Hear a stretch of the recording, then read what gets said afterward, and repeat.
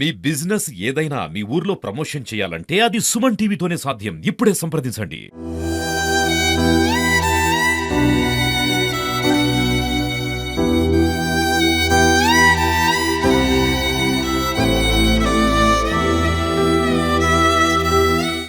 ప్రస్తుతం నేను ఖమ్మం నగరంలో ఉన్నటువంటి ఖమ్మం నగరాన్ని ముంచెత్తడానికి ప్రధాన కారణమైనటువంటి మున్నేరు వాగు వద్దున్నాను. ఈ వాగే ఒక్కసారిగా ఉధృతంగా ప్రవహించింది. చుట్టుపక్కల ఉన్నటువంటి అన్ని కాలనీలు కూడా ముంచెత్తేసింది. ప్రస్తుతం వరద ఉధృతి తగ్గింది. ఇప్పుడు సాధారణ పరిస్థితులు ఇక్కడ కనిపిస్తున్నాయి. సో ఒక విషయాన్ని అయితే మనం చెప్పాలి. ఎందుకంటే పంచభూతాలు గాలి, నీరు, ఆకాశం, భూమి, అలాగే నిప్పు, ఈ పంచభూతాలు ప్రతి మనిషి జీవితంలోనూ చాలా అవసరం. అలాంటిది అందులో భాగమైన నీరు ఇప్పుడు ఒక్కసారిగా ప్రళయాన్ని సృష్టించింది. ఇదే మున్నేరు వాగు వేల ఏళ్లను ముంచెత్తింది. కానీ అదే మున్నేరు వాగులో తిరిగి ఏ నీరైతే, ఏ వాగైతే తమ ఇళ్లను ముంచేసిందో అదే తిరిగి ఆ వాగులోకి వచ్చి ఇక్కడ ఉన్నటువంటి స్థానికులందరూ కూడా కేవలం బట్టలు మాత్రమే మిగిలాయి. ప్రతి వస్తువు కూడా వరదలో కొట్టుకుపోయింది. ఇంట్లో ఉన్నటువంటి విలువైన వస్తువులు, నిత్యావసర వస్తువులు, సర్టిఫికేట్స్, ఆధార్ కార్డులు, డబ్బు, నగదు, అలాగే బంగారం అంతా కూడా కొట్టుకుపోయింది. కానీ కేవలం కొన్ని బట్టలు మాత్రమే మిగిలాయి. ఆ బట్టల్ని ఏ వాగైతే తమల్ని రోడ్డు మీద వేసేసిందో, ఏ మున్నేరు వాగైతే తమను నిరాశ్రయులు చేసిందో అదే మున్నేరు వాగులో తిరిగి సాధారణ జీవితంలోకి రావడం కోసం మిగిలినటువంటి ఆ బట్టల్ని ఇక్కడ ఉతుక్కుంటున్నటువంటి స్థానికుల దృశ్యాలు మనం చూడొచ్చు. ఇక్కడ ఉన్నటువంటి వారందరితో కూడా మాట్లాడే ప్రయత్నం చేద్దాం. చూడొచ్చు చాలామంది ఉన్నటువంటి కొన్ని ఆ బట్టల్ని వాళ్ళు తిరిగి అక్కడ ఉతుక్కొని ఇక్కడ బట్టల్ని ఉతికిన తర్వాత తిరిగి వాడుకునేటువంటి ప్రయత్నం చేస్తున్నారు. మరికొంతమంది మిగిలినటువంటి బ్యాగుల్ని అక్కడ వాడుకుంటున్నారు. మరికొంతమంది కొన్ని సర్టిఫికేట్స్ ఇక్కడ చూడొచ్చు. ఇటు చూడొచ్చు ఇక్కడ కొన్ని సర్టిఫికేట్స్, హాస్పిటల్కి సంబంధించినటువంటి ఏదైతే ఐడెంటిఫికేషన్ కార్డ్స్ ఉన్నాయో వాటిల్ని ఇక్కడ ఎండబెట్టుకుంటున్నటువంటి, ఆరబెట్టుకుంటున్నటువంటి పరిస్థితి. మీరు చెప్పండి, ఏంటి మీదేనా ఇది? ఏంటిది? ఇది ఎల్బి ప్రసాద్ మందులు వాడతాయా, ఖమ్మం బతకడానికి వచ్చినావు కిరాయికి వచ్చేగో ఇట్లా అయింది. ఏం బట్టలు ఉతుక్కుంటున్నారు? ఈ వాగే కదా. ఏం మిగిలిన బియ్యం కూడా తడిసిపోయినాయి. 3 క్వింటాలు ఉంటాయి. 3 క్వింటాలు బియ్యం తడిసిపోయినాయి, బట్టలు తడిసిపోయి. మేము ఏమైనా కట్టు బట్టలతో ఈ చుట్టాలు తెచ్చి ఇచ్చారు. ఏం లేవు, వల్ల ఇల్లు కడుక్కొని బట్టలు ముంచుకుందామని వచ్చినాం. బొచ్చలు ఉన్నాయి, ఇంకా అయ్యే ఫ్రిడ్జ్ పోయింది, కూలరు పోయింది, టీవీ పోయింది. టీవీ ఒక 15,000, ఫ్రిడ్జ్ ఒక 15,000. ఏం మిగలలేను ఆయన, మేమే మిగిలినాం. ఇక ఇప్పుడు ఈ బట్టలన్నీ బురదతో నిండిపోయినాయనే అన్ని తెచ్చి జాడించుకుంటున్నాం. ఇంకా మామూలుగా నీళ్ళు ఎక్కడ ఇంట్లోకి వచ్చింది, అసలు మీ ఇల్లే మునిగిపోయింది. ఆయన మామూలు అంటే మీరు బట్టలు ఉతుక్కోవడానికి, కడుక్కోవడానికి ఇప్పుడు అన్ని ఏం లేవు. ఆడ మొత్తం పైప్ కరెంటే లేదు నాయన. 3 రోజులు బట్టి 3 రోజుల నుంచి కరెంట్ లేకనే చిన్నగా ఈడ ముంచుకొని పోదామని వచ్చినాం. నిజంగా ఇలా జరుగుతుందని ఎప్పుడన్నా ఊహించారమ్మా? కళలో కూడా అనుకోలేదు నాయన, కళలో కూడా అనుకోలే. ఇట్లా అయింది, ఏం చేద్దాం.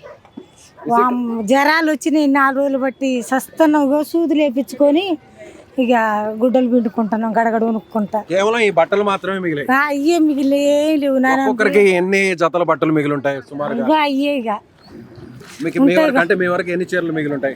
మా ఒక 25 చీరలు ఉంటాయి. 25 చీరలు ఇద్దరమే వచ్చినాం. అయ్యా పిల్లగాళ్ళు పెళ్ళిళ్ళు అయిపోయారు. ఇద్దరం వచ్చినాం. ఏదైతే వస్తువులు ఉన్నాయో అంటే బట్టలు, ఇలాంటి బట్టలన్నింటినీ కూడా ఇవి తడిచిపోయి బురదలో నిండిపోయాయి.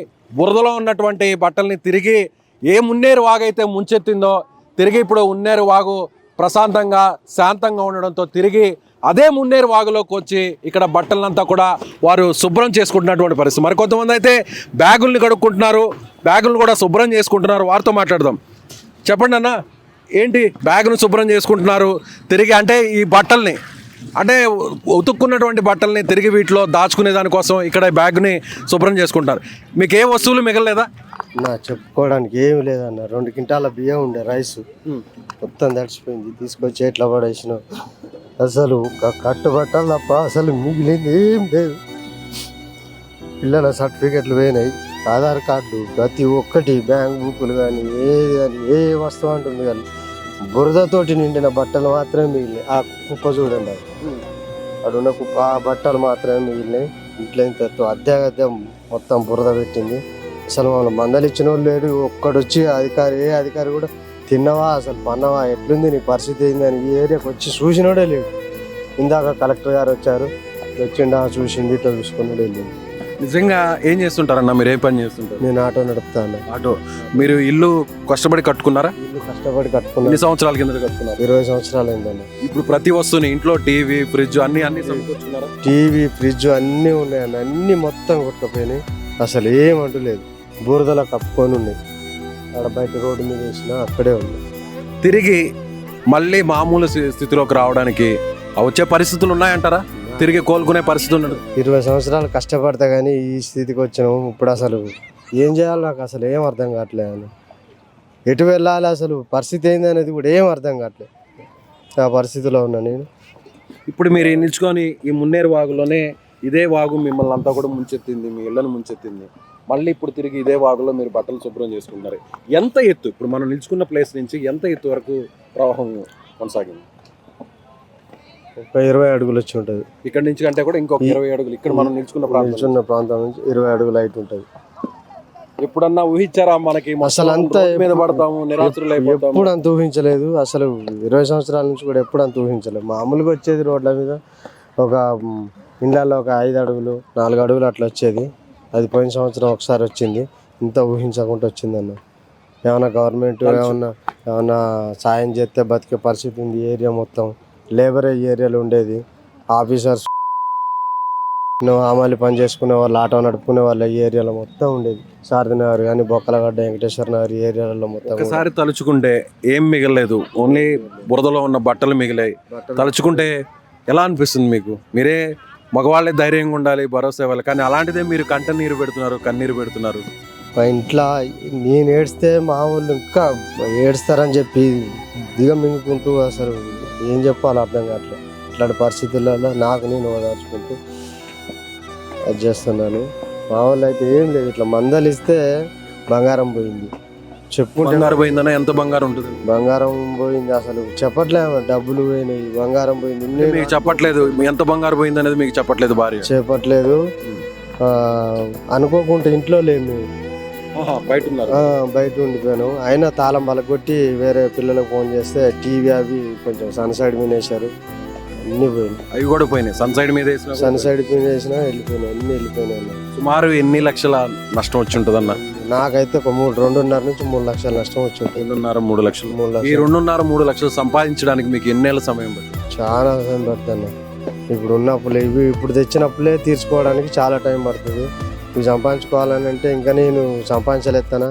ఒంట్లో ఉన్న శక్తి కూడా అయిపోయింది. అసలు ఏం చెప్తానో నాకు అర్థం కావట్లేదు. ఇది పరిస్థితి. నిజంగా ఇలాంటి వ్యక్తులు, ఇలాంటి కుటుంబాలు, ఏ కుటుంబాన్ని కదిలించినా ఇదే పరిస్థితి. ఏ వ్యక్తిని కదిలించినా కూడా ఇలాంటి సిచ్యువేషనే. ఒక్కొక్కరిది ఒక్కొక్క కాదు. అంటే వీరు బయట ఉన్నారు, వస్తువులన్నింటినీ కూడా జాగ్రత్త చేసి పైన అరమారులో పెట్టినప్పటికి కూడా అవి కూడా కొట్టుకుపోయాయి. ఎస్, ఇక్కడ మనం చూడొచ్చు ఇలాంటి పిచ్చి మొక్కలన్నీ కూడా ఈ వరద ఉధృతిలో కొట్టుకొని వచ్చేసాయి. ఈ ప్రాంతం ప్రస్తుతం నేను నడుస్తున్నటువంటి ప్రాంతంలో మున్నేరు వాగిది.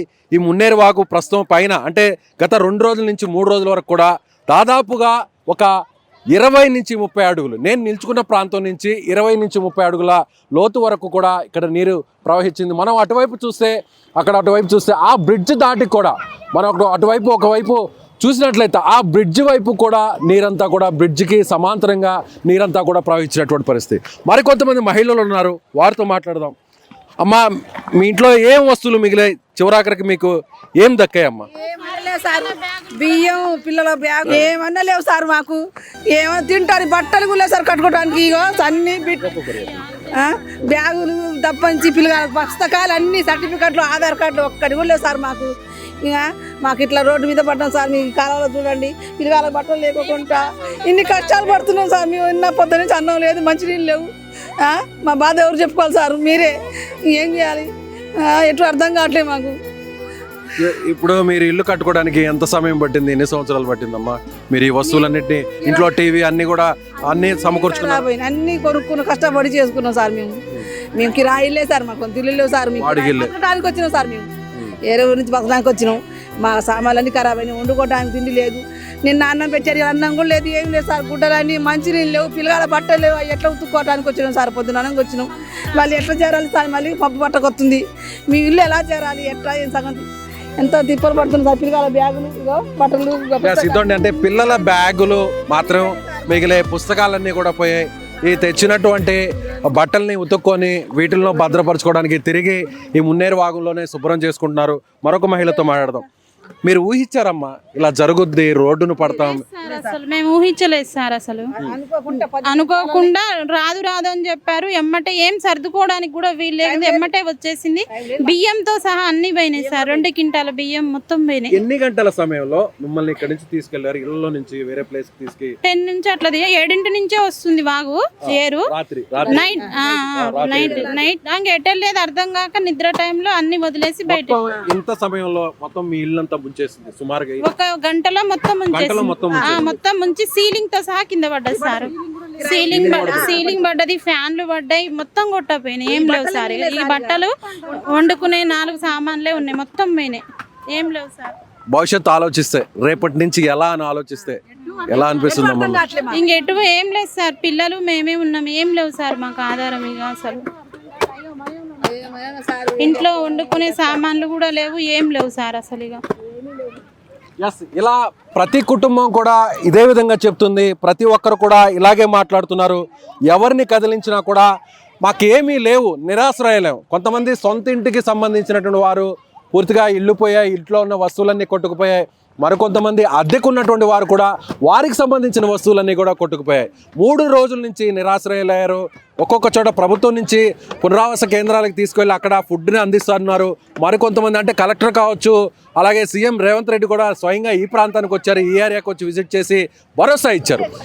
ప్రభుత్వం ఎంత సహకారం అందించినా, తక్షణమే వెంట ఆర్థిక సహాయం అందించినా కూడా తిరిగి సాధారణ పరిస్థితుల్లోకి రావాలంటే మాత్రం ఎంతో సమయం పట్టే అవకాశం ఉంది. ఇలా ప్రతి ఒక్కరిని కదిలిస్తే ఒక్కొక్క ఇంటిది ఒక్కొక్క దీన కాదా, ఒక్కొక్క కుటుంబానికి ఒక్కొక్క ఆవేదన, ఒక్కొక్క కుటుంబానిది చెప్పుకోలేని బాధ. మగవారు బాధపడితే ఆడవారు ఎక్కడా కుంగిపోతారని మగవారు ధైర్యంగా గుండె లోపల బాధనంతా దిగమింగుకొని ముందుకు వెళ్తుంటే, ఆడవారు దాచిపెట్టుకున్నటువంటి బంగారు నగలు కొట్టుకుపోతే ఆ విషయాన్ని భర్తకు చెప్పలేనటువంటి పరిస్థితి. అప్పటి వరకు భర్తకు తెలియకుండా రూపాయి దాచిపెట్టుకుంటూ మహిళలందరూ కూడా కుటుంబాన్ని అవసరాలకి వాటిని వినియోగించుకునేటువంటి పరిస్థితి కోసం కొంతమంది దాచిపెట్టుకుంటారు. ఆ డబ్బు కూడా కొట్టుకుపోయింది, ఆ బంగారు కూడా కనిపించినటువంటి పరిస్థితి. ఇలా ఖమ్మం నగరంలో ఉన్నటువంటి అనేక ప్రాంతాలు ఇదే మున్నేరు వాగు వల్ల జరిగినటువంటి నష్టం నిజంగా పూడ్చలేనిది. ప్రతి ఒక్కరు వేల మంది నిరాశ్రయులైనటువంటి పరిస్థితి ఇక్కడ మనకి ఉందనే చెప్పాలి. ప్రస్తుతం ఈ ఖమ్మంలో జరిగినటువంటి వరద ఉధృతికి సంబంధించినటువంటి అప్డేట్స్ను సుమన్ టీవీ ఎక్స్క్లూజివ్గా మీకు అందిస్తుంది. ఈ దృశ్యాలన్నింటినీ కూడా ఎక్స్క్లూజివ్గా మా కెమెరామెన్ సాయి, అలాగే టెక్నీషియన్ కరుణాకర్తో మీకు ప్రత్యేకంగా అందించాను. కెమెరామెన్ సాయితో విజయ్, సుమన్ టీవీ, మున్నేరు వాగు నుంచి.